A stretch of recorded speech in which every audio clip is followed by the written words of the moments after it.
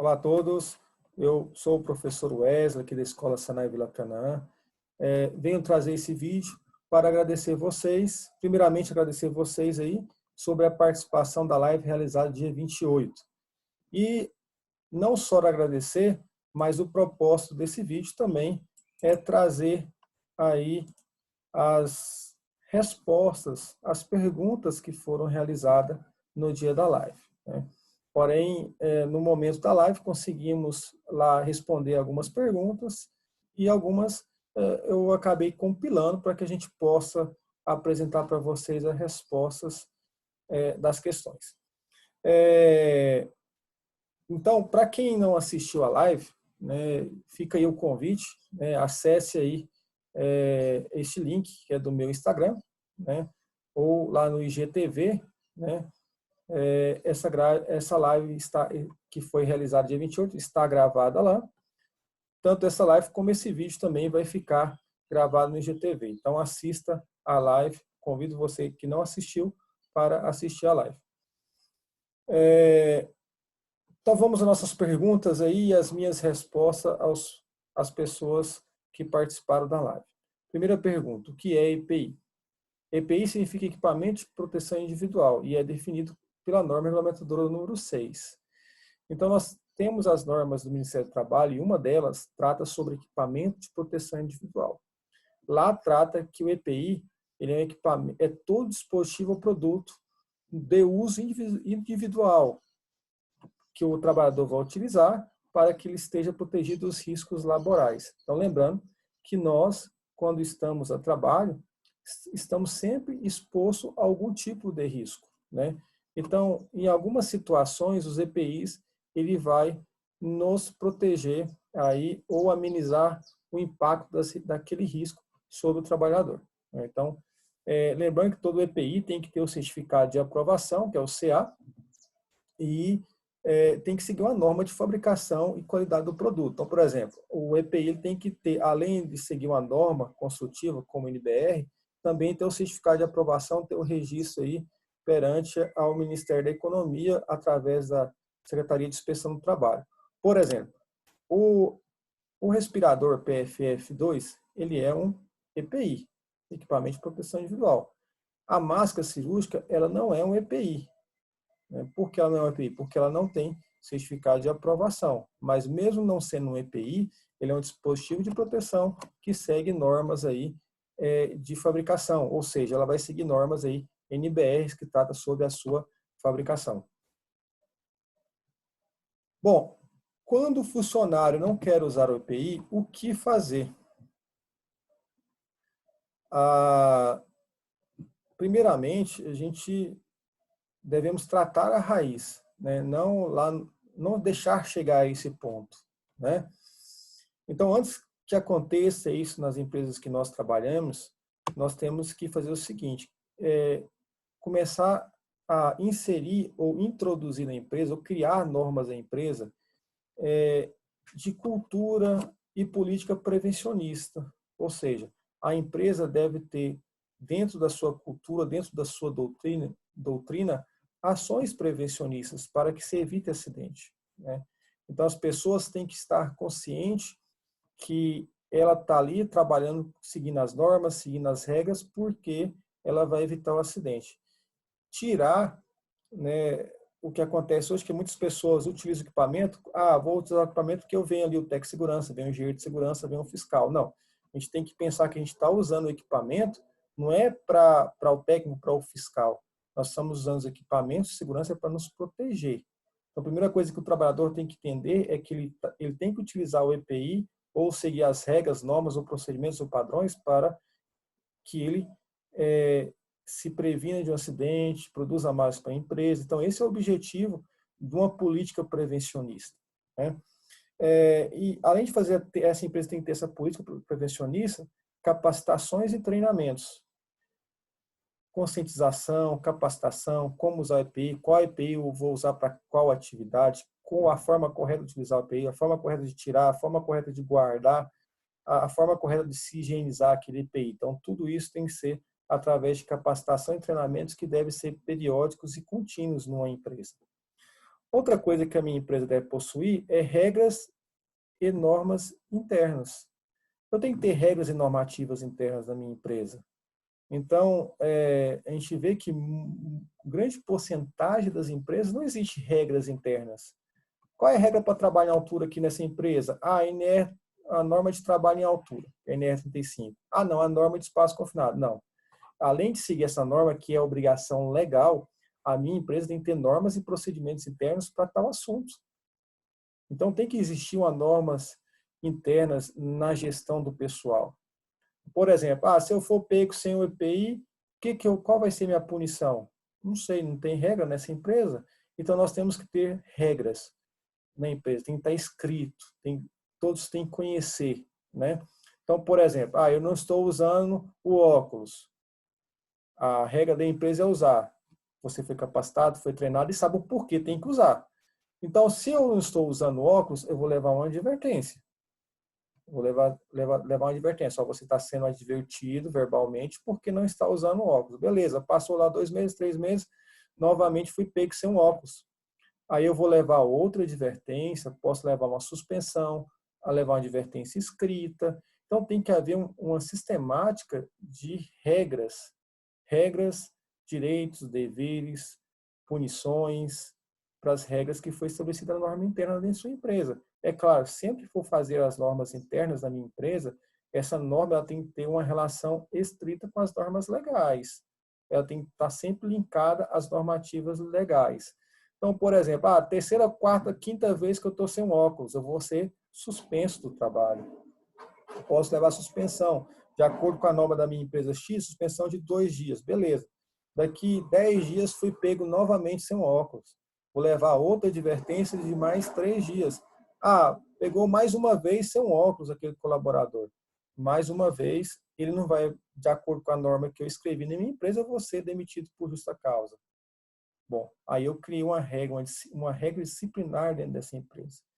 Então, quando o funcionário não quer usar EPI, claro que se você tiver munido desses 3 pilares, política, capacitação e a minha regra de conduta da minha empresa, você pode chegar ao caso extremo. Qual seria o caso extremo que eu vou portar? E isso é claro, juntamente com o seu departamento de RH e o seu departamento jurídico, a demissão do seu colaborador por não estar usando tal EPI. Mas, lembrando, isso aí tem que ser um caso extremo, ou seja, a última instância do trabalho, da segurança do trabalho. Então, nosso trabalho é a gestão. Vamos fazer a gestão e evitar, procurar de todos os meios, a evitar a chegar a esse extremo. Mas, se for preciso chegar a esse extremo, a gestão de segurança tem que realmente fazer o que se fala a lei e, claro, com o apoio do departamento jurídico e RH da sua empresa. O que é a proteção respiratória? A proteção respiratória se refere ao controle de inalação de agentes potencialmente perigosos para a saúde e a segurança das pessoas. Então, quando o trabalhador está lá numa fábrica ou num ambiente hospitalar, ele está ali constantemente fazendo a respiração de vários agentes daquele ambiente de trabalho, do ar do ambiente de trabalho. E esse ar do ambiente de trabalho ele pode estar carregado com algum agente potencialmente perigoso, né? Por exemplo, as partículas de névoas, poeiras, né? No caso, a gente está passando por essa pandemia, né? Nós temos aí um ambiente hospitalar que eu posso ter aí névoas. Essas névoas do ambiente de um paciente que está sendo na UTI, por exemplo, ela pode, nas névoas, estar carregado com o vírus, né? Essas névoas ali pode ter o que? A presença do vírus. E esse trabalhador da saúde que vai estar exposto àquele ar, àquele ambiente, ele pode estar inalando lá aquelas névoas, aquelas gotículas. E aquelas gotículas ele pode ali respirar aquelas gotículas e ter ali a absorção do seu organismo das gotículas juntamente com o vírus, né? Que é o Covid-19. Mas nós podemos também estar num ambiente industrial onde o respirador está em contato com pó, poeiras, né? Gases ou vapores, né? Então, a proteção respiratória ele vai fazer isso, ele vai proteger a respiração do trabalhador. De que forma? Através do uso de respiradores, peças filtrantes que vai filtrar o ar do meu ambiente, ou através de uma respiração aí que seja autônoma, né? Que eu esteja fazendo a adução do ar aí ao um sistema de proteção respiratória via adução de ar.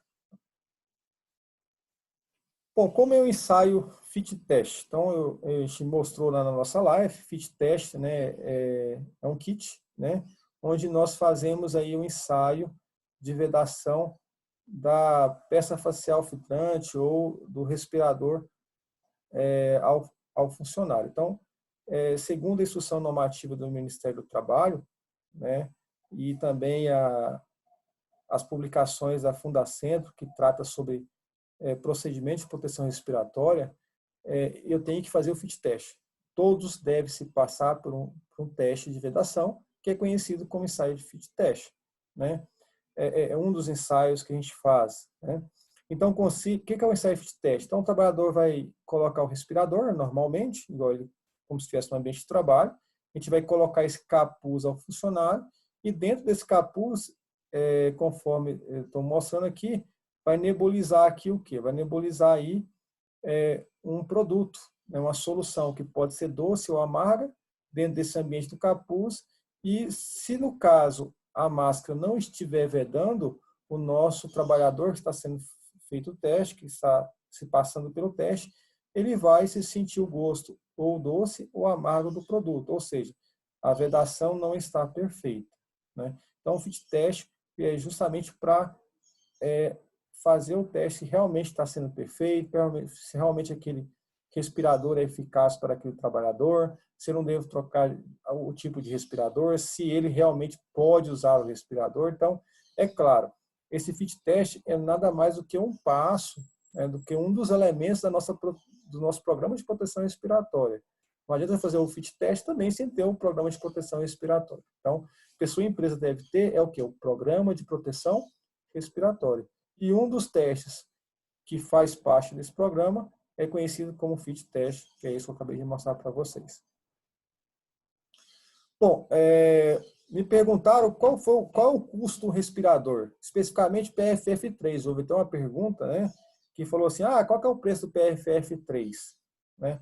Então, o custo de aquisição de um respirador, esses PFFs, né, que é peça facial filtrante, vai depender de algumas variáveis, né? O tanto que eu vou comprar, a quantidade, a região de aquisição, onde que eu estou comprando, Goiânia, São Paulo, na fábrica, na loja, lá na ferragista, né?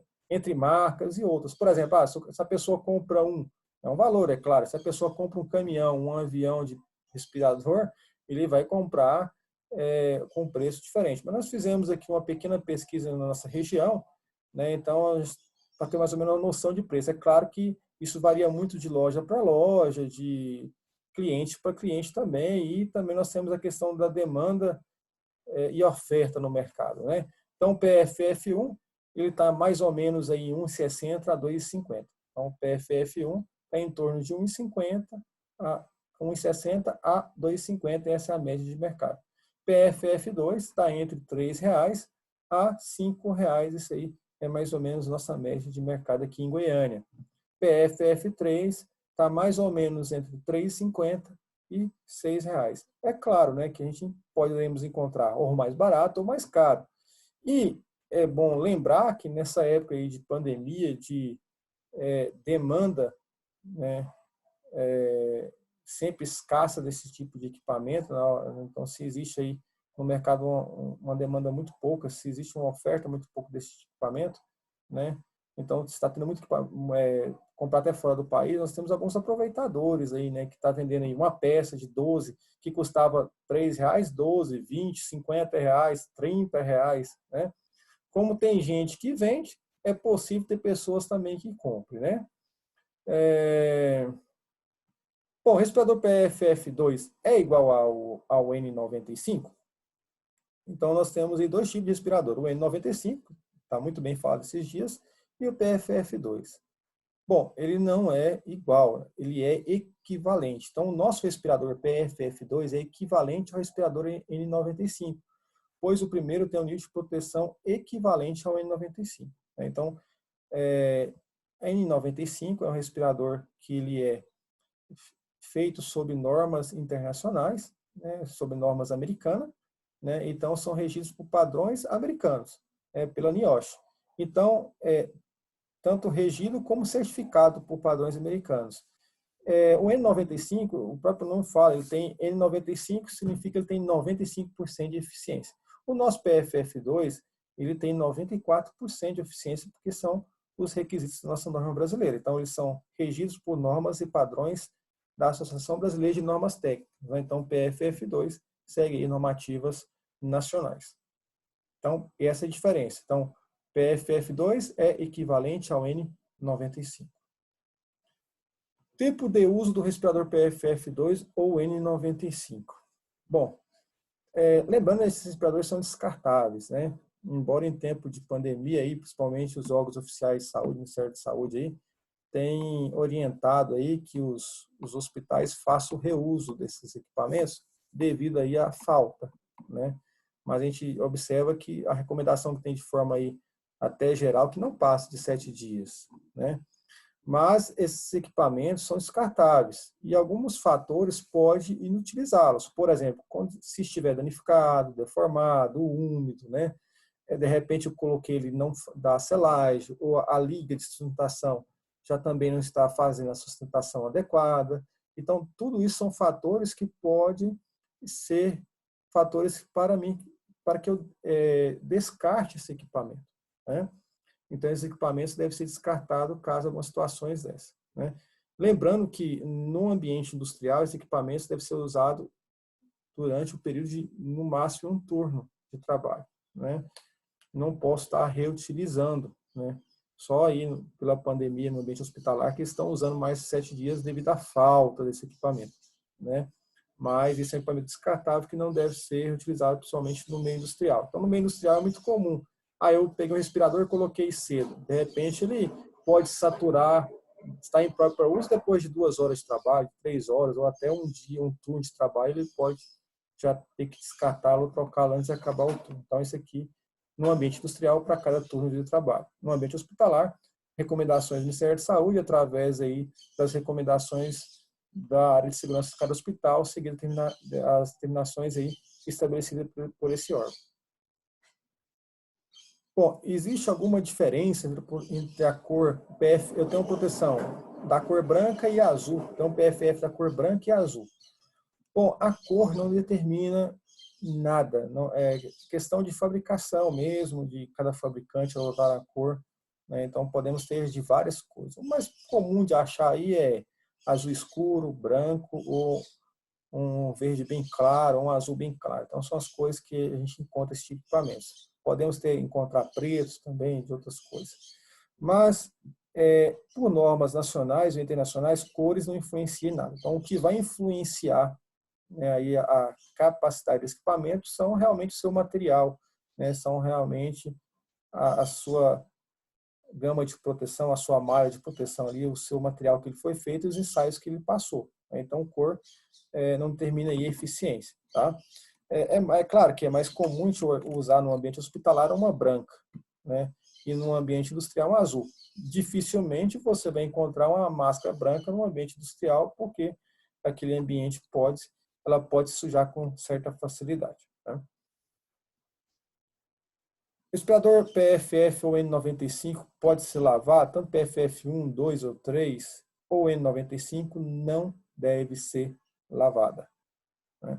Então, os equipamentos eles não foram feitos para ser lavados, né, porque pede a eficiência da sua filtragem, né? Então, assim, devido à grande falta de equipamentos e ao pessoal estar reusando na área hospitalar, alguns fabricantes estão aí estudando algumas metodologias para que se faça a higienização e o reuso desse equipamento, né? Então, temos alguns fabricantes, né, aqui no nosso país que está fazendo esses testes aí, de que forma eu vou higienizar esses equipamentos, né? Então, estão fazendo testes laboratoriais aí em passar esse equipamento para receber uma luz, né, um raio de luz ultravioleta ou outro espectro de luz, de que forma que esse equipamento ali seja descontaminado e possa voltar ao uso. Então, lavar com água e sabão, jogar álcool nesse equipamento, limpar, vou desinfetar aqui, jogar um álcool na camada dele, não pode, né? Esse equipamento vai perder a eficiência da filtragem e vai estar aí inutilizado para o uso. Então, usou, chegou ao limite de uso, né, ou sujidade, ou não está colando, ou está com defeito, deve ser descartado de maneira adequada também. Tá? Bom, frentista de posto de combustível não deveria usar máscaras? Bom, pergunta interessante, né? Então, assim, será que o cara que abastece, a pessoa que trabalha na mercearia, a pessoa que trabalha com máscara de solda não deveria usar máscara? Bom, antes de a gente definir, né, o uso da máscara ou de um tipo de respirador, ou um tipo de proteção respiratória, nós temos vários fatores que devemos estudar para fazer essa orientação quanto ao uso de máscara X ou modelo Y, né? Então, para determinar se o ramo de atividade ou profissional tem necessidade de utilizar proteção respiratória, é necessário que se faça um levantamento ambiental, que se estude o ambiente de trabalho, que se estude o fluxo de trabalho daquela pessoa, né? Então, eu tenho que fazer o levantamento do risco do ambiente de trabalho, que ele não vai estar só exposto ali aos riscos respiratórios, né? Que demandam de proteção respiratória. Então, outros riscos que eles vão estar expostos também, né?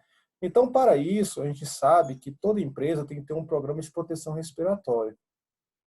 Ou seja, para mim definir qual função, qual grupo homogêneo de funcionários deve usar máscara ou não, eu vou ter que fazer o que? Levantamento de risco. E eu vou ter que ter aí o nosso PPR, que é o Programa de Proteção Respiratório.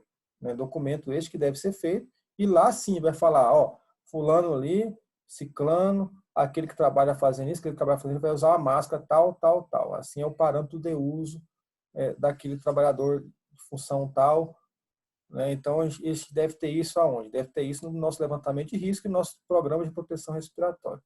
Então, a gente tem sempre que fazer essa análise, não é simplesmente pegar o respirador e entregar ao funcionário. Né? Será que é isso que está acontecendo com o ambiente hospitalar? Nós vemos aí muitos profissionais da saúde afastados, muitos profissionais da saúde afastados assim, grandes grupos, 10, 20 ou 30, de uma semana para outra. Será que não, realmente só estão entregando a máscara, não está fazendo, não existe um programa de proteção? Então, para que a proteção respiratória seja eficiente, eu tenho que ter um programa de proteção respiratória. Não é simplesmente entregar tal equipamento. Eu tenho todo ali um procedimental a seguir no nosso programa de proteção respiratória. Selecionar equipamento, ver se o funcionário ele realmente consegue usar aquele equipamento, se o equipamento é adequado ao uso do funcionário, né? Qual o tipo de equipamento, a forma de colocar, a forma de colocar. Então, nós temos todo um procedimental que deve ser aí estruturado no nosso programa de proteção respiratória, né? Que são diretrizes obrigatórias das empresas aí, de acordo com a instrução normativa número 1 de 94 do Ministério do Trabalho e de acordo com a publicação da Fundacentro, que trata sobre o programa de proteção respiratória. Bom, as gotículas de espirro podem se espalhar até 2 metros quadrados? Bom, existem algumas pesquisas aí que a gente tem acompanhado que as gotículas ela pode ocupar todo o ambiente, principalmente um ambiente fechado, né? Então, com certeza, mais de 2 metros. Então, ela tem as gotículas no espirro, ela tende a ficar num ambiente principalmente fechado, ela tende a ocupar um ambiente fechado. Somente se tiver o ar-condicionado ligado, por exemplo, é potencializar ali que era esse esparrame naquele ambiente. Mas nós temos a questão, talvez quem fez essa pergunta confundiu com 2 metros quadrados com 2 metros lineares, né? O Ministério do Trabalho, não o Ministério do Trabalho, mas o Ministério da Saúde, né? E órgãos até internacionais, né? Como a Organização Mundial da Saúde, né? A OMS, ela recomenda que nós tenhamos o distanciamento social 2 metros lineares de pessoa a pessoa para evitar o quê? Para evitar o contágio aí do coronavírus através das gotículas do espirro, né? Ou de conversa, né? Então, o Ministério da Saúde recomenda se manter a distância social de, no mínimo, 2 metros lineares. Ou seja, se eu tiver uma pessoa à minha frente, eu tenho que estar no mínimo 2 metros dela, para caso eu espirrar, conversa, alguma conversa que ela venha fazer, essas gotículas, como a gente estudou na live, não venha a penetrar na minha respiração, não venha respirar essas gotículas, né? Então, para que eu não possa aí respirar essas gotículas aí, que está no seu espirro, que poderá também estar carregada aí com o vírus, né? Então, é 2 metros lineares de pessoa para pessoa, tá? Agora, a gotícula sim espalha por mais que 2 metros quadrados no ambiente, principalmente se esse ambiente for fechado. A máscara caseira é eficiente, né? Ela retém boa parte da projeção de gotículas que expelimos no ambiente, né? Então, assim, ela retém, quando nós conversamos ou espirramos, a gente vai expelir gotículas. Então, boa parte dessas gotículas, ela vai fazer o quê? A retenção. Então, com isso, vai evitar aí, caso alguém esteja com vírus, de estar esparramando essas gotículas com vírus no ambiente, tá? Posso lavar a máscara caseira?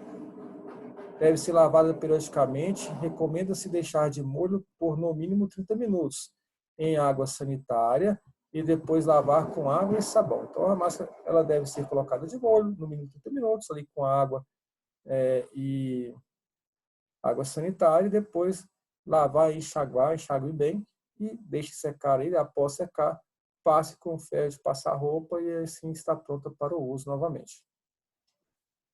Bom, essas são as perguntas que foram levantadas aí na nossa live. Mais uma vez agradeço aí quem participou e agradeço a todos. E que, caso tenha alguma dúvida, pode mandar aí pelo meu e-mail, né? Caso tenha surgido mais alguma dúvida nesse vídeo, pode mandar para o meu e-mail que está aí abaixo. Eu agradeço a todos. Obrigado.